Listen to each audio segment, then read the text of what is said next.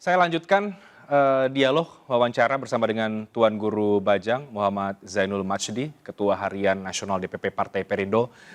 Tuan Guru, tadi Ya, terputus soal isu capres-capres. Nah, bagaimana penglihatan Tuan Guru dan juga Perindo atas nama-nama yang muncul ini yang kalau kita spesifik lagi bedah, tadi saya katakan tampaknya belum ada calon yang merepresentasikan kelompok Islam. Apakah kelompok Islam ini sudah merasa cukup terwakili dengan parpol dan belum memikirkan bahwa memang perlu untuk ada sosok-sosok yang mewakili mereka, katakanlah begitu, Tuan Guru?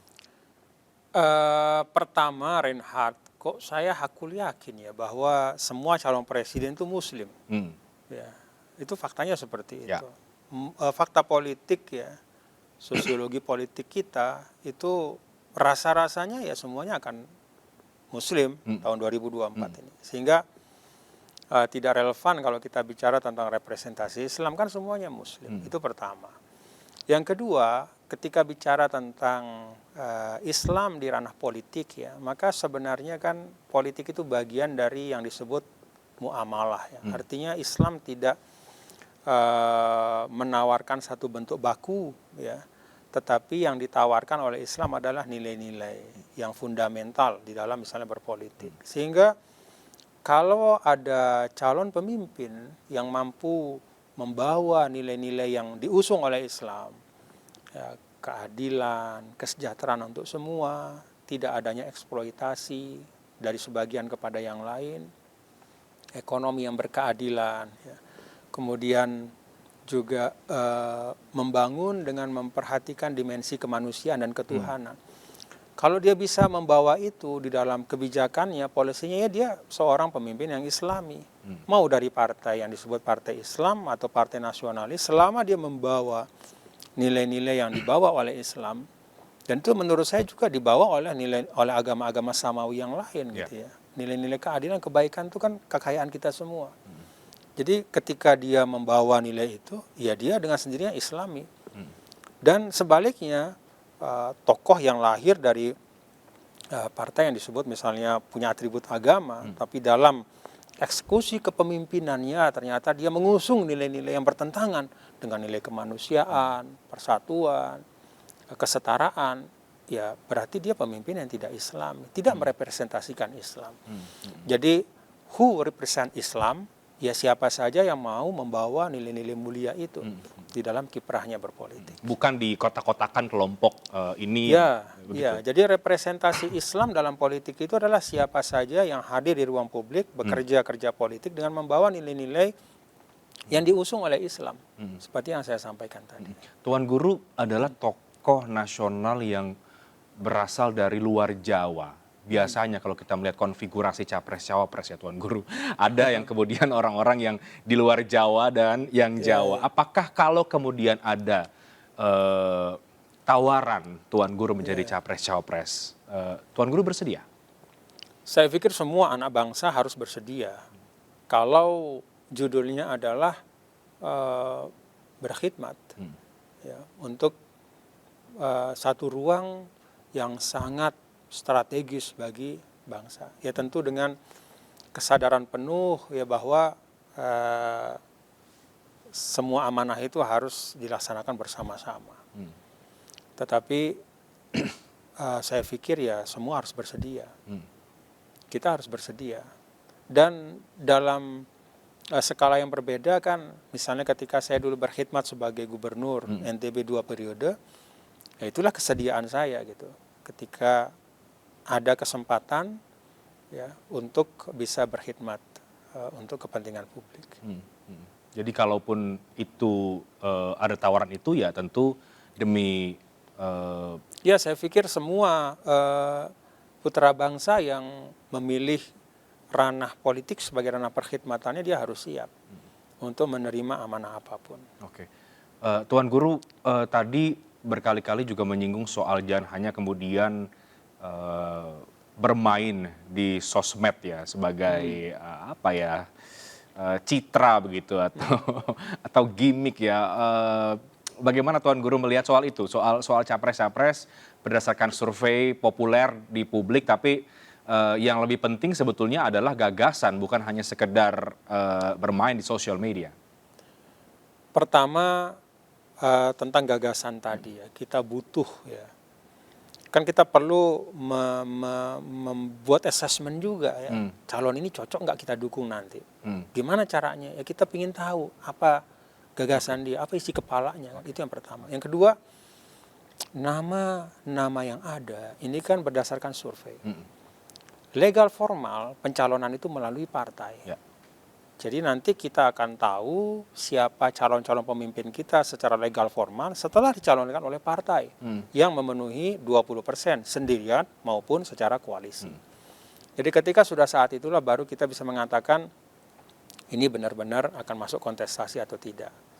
Jadi dua hal ini menurut saya penting kita ingat karena seringkali juga nama di survei itu kemudian ternyata tidak terwadahi di dalam pilihan partai. Ya. Sehingga akhirnya yaitu hanya menjadi nama-nama yang beredar di publik tapi kemudian tidak mengerucut ya, ke dalam proses politik yang ada. Apakah Tuan Guru melihat nama-nama yang beredar yang populer saat ini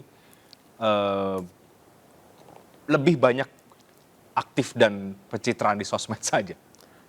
Secara umum kita harapkan beliau-beliau untuk lebih speak out ya, lebih artikulatif menyampaikan gagasan untuk Indonesia ke depan.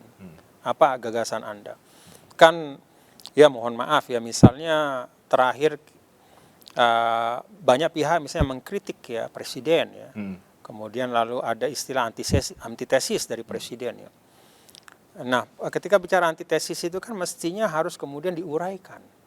Kalau presiden hari ini misalnya Indonesia sentris pembangunannya dengan infrastruktur seluruh Indonesia. Lalu yang dimaksudkan antitesis dari Indonesia sentris itu apa? Apa kemudian akan berbalik pembangunan yang sifatnya hanya sentral di Pulau Jawa misalnya. Kemudian presiden juga punya banyak sekali program-program yang pro rakyat ya. Program-program yang memang menjadi bantalan di dalam situasi-situasi krisis. Menjadi antitesis dari itu artinya apa? Apakah program-program bantalan sosial itu akan dihilangkan dan seterusnya. Jadi kita perlu mengeksplorasi lebih dari sekedar jargon gitu. Bukan hanya sekedar gue beda sama dia misalnya. Saya ini beda loh sama yang itu. Pertanyaannya bedanya apa? Kan kita bisa menguji itu. Kalau pilihan politik Perindo, Tuan Guru, kemana arah dukungan cawapres itu akan diberikan kepada sosok seperti apa? Beberapa waktu lalu sempat kita tahu juga Tuan Guru bertemu Pak Ganjar gitu. Itu kemudian diasosiasikan ini sinyal dukungan begitu. Apakah benar atau kemudian itu masih mencermati nama-nama yang ada? Bapak Ketua Umum sudah menstatementkan dalam Rakornas ya bahwa kita akan mengikuti arah politik dari Presiden Bapak Joko Widodo. Kenapa? Ya, kenapa ya? Karena kita meyakini bahwa kontinuitas itu penting.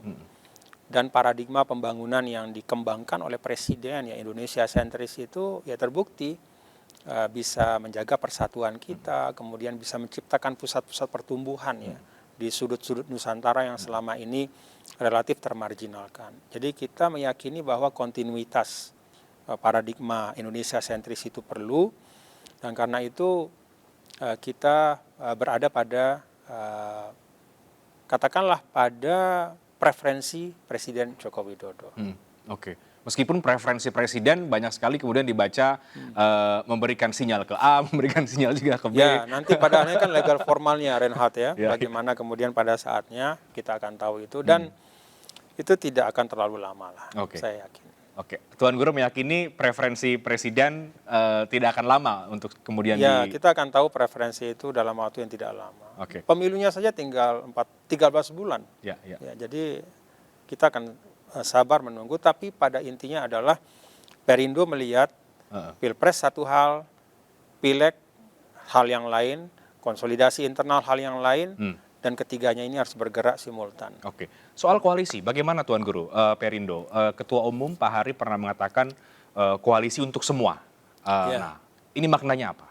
Pesan bahwa konfigurasi politik itu harus merangkul semua. Politik kita tidak boleh politik yang menyingkirkan, tapi politik yang kolaboratif, ya, karena sila keempat kan juga permusyawaratan. Jadi ungkapan dari Pak Ketum itu mencerminkan, ya, salah satu elan vital dari Perindo yaitu persatuan. Jadi semua elemen harus ikut dan itu mencerminkan kebutuhan kolektif kita sebagai bangsa. Jadi koalisi itu kemudian sampai saat ini masih dipertimbangkan oleh Perindo kemana kemudian itu, karena kan sudah mulai ada meskipun disebut masih dinamis ya, masih cair ya Tuan Guru, tapi sudah ada kelompok partai-partai yang mulai menunjukkan arah koalisinya kemana. Iya, jadi kita akan menentukan pilihan seperti tadi itu preferensi presiden yang kita yakini akan linear ya dengan visi misi Perindo, nilai-nilai Perindo. Kita menjunjung tinggi persatuan, kemajmukan, toleransi, dan semua proses politik harus bermuara pada peningkatan kesejahteraan masyarakat. Oke. Tuan Guru, ini mungkin juga pertanyaan terakhir ya. Ini kalau ini menegaskan kembali, Tuan Guru juga sepertinya ini figur yang cocok untuk menjadi kandidat kalau kita kembali bicara soal Pilpres 2024. Jika Tuan Guru masuk ke gelanggang pencapresan atau pencawapresan, tampaknya akan menjadi satu-satunya kandidat yang hafiz Al-Quran. Jika masuk sekali Hafiz lagi. Al-Quran. Ya, sekali lagi Tuan Guru, jika masuk, apakah Tuan Guru memang bersedia untuk turun? Kalau kandidasi itu kan berdasarkan rekam jejak ya. Jadi ya saya dinilailah dari rekam jejak saya misalnya ketika berkhidmat di NTB. Menjadi 2 periode gubernur apa yang saya lakukan ya. Bagaimana perubahan NTB. Kalau masalah hafiz Quran itu kan bukan persyaratan. Jadi menurut saya tidak relevan ya untuk dijadikan sebagai satu indikator penilaian. Ya, mungkin kalau di zaman yang beda bisa. Ya, tapi kalau hari ini ya kita melihat pada rekam jejak dan juga gagasan. Di situ batu uji seorang pemimpin. Itu penting sekali ya Tuan Guru. Sekali lagi soal gagasan yang sejak awal. Rekam jejak dan gagasan. Dan alhamdulillahnya kan semua calon pemimpin juga sudah punya rekam jejak masing-masing. Tidak ada yang makhluk mitos, semuanya makhluk historis. Artinya bisa dinilai dari kerja-kerjanya ketika berada di ruang publik. Oke. Tuan Guru melihat seberapa sengit sih kemudian tahun politik ini akan bergulir? Kalau tadi di awal kita bahas ya wajar kemudian, tapi jangan sampai kemudian ini panasnya negatif ya, tapi juga harus positif begitu. Seberapa sengit sih tahun politik 2023 menuju ke tahun 2024 ini nantinya? Saya berharap seluruh pelaku kunci di situ ada figur-figur yang merupakan key person ya. Ada juga partai-partai politik, ada juga instrumen-instrumen institusional seperti KPU, Bawaslu, termasuk juga MK yang akan menjadi tempat kalau ada dispute ya. Nah, semua pihak ini itu bekerja sama untuk membangun politik yang bermartabat. Jadi para calon pemimpinnya, termasuk juga para calegnya, partai politiknya, institusi-institusi yang terkait dengan pemilu, dan kita semua. Kita bekerja bersama untuk memastikan kita berpolitik dengan sehat, dengan baik, dan dengan bermartabat. Hal-hal yang menjadi kekayaan kita jangan kita korbankan untuk mengejar satu insentif elektoral atau kepentingan pragmatis 5 tahunan. Persatuan, kekompakan, penghormatan terhadap keberagaman, penghormatan terhadap agama dan budaya semuanya, serta dignity untuk seluruh anak bangsa. Dignity untuk seluruh anak bangsa. Tidak boleh ada kampanye yang menegasikan siapapun. Oke. Tuan Guru dan Perindo pun optimistis ya, bisa Insya Allah kita sangat optimis. Perindo itu Senayan di tahun 2024 Perindo itu ini. alhamdulillah partai yang tidak pernah punya masalah. Sebenarnya ya, secara konkret itu nggak pernah. Kita nggak pernah ikut-ikutan dalam hal-hal yang destruktif di Republik ini. Alhamdulillah kita punya 400-an anggota legislatif di seluruh Indonesia, DPRD 1 maupun 2, tidak ada satupun yang tersangkut perkara korupsi misalnya. Jadi walaupun kita belum menjejakkan Senayan ya 2019, tapi kita telah menganyam dan merajut track record yang alhamdulillah cukup baik. dan itu bagian dari modal kita menghadapi 2024. Oke. We are very optimistic. Very optimistic. Oke, menarik Tuan Guru Bajang untuk diskusinya yang sudah banyak menjawab soal isu politik nasional, capres-cawapres, kemudian juga soal dinamika koalisi yang tengah berjalan saat ini. Kita akan lihat seberapa panas tahun politik ini, kalaupun iya tentu yang tadi sudah Kalau kita terlalu bahas. panas kita dinginkan. Kita inginkan atau Jadi tetap ada batas atas ambang supaya kita tetap kondusif sebagai bangsa. Oke, dan kita akan memperhatikan bagaimana dinamika politik ini akan berjalan di tahun 2023 sampai 2024. Terima kasih banyak Tuan Guru Bajang. Sukses untuk Reinhardt ya. Muhammad Zainul Saya Masdi. mendengar juga ada hal-hal baik, insya Allah. Sukses. Baik, terima kasih Tuan Guru. Demikian tadi perbincangan saya dengan Tuan Guru Bajang Muhammad Zainul Masdi, Talk Politik with Reinhardt, yang sudah banyak membahas soal perspektif Tuan Guru Bajang terhadap isu politik saat ini. Saya Reinhardt Sirait pamit, terima kasih. Selamat malam.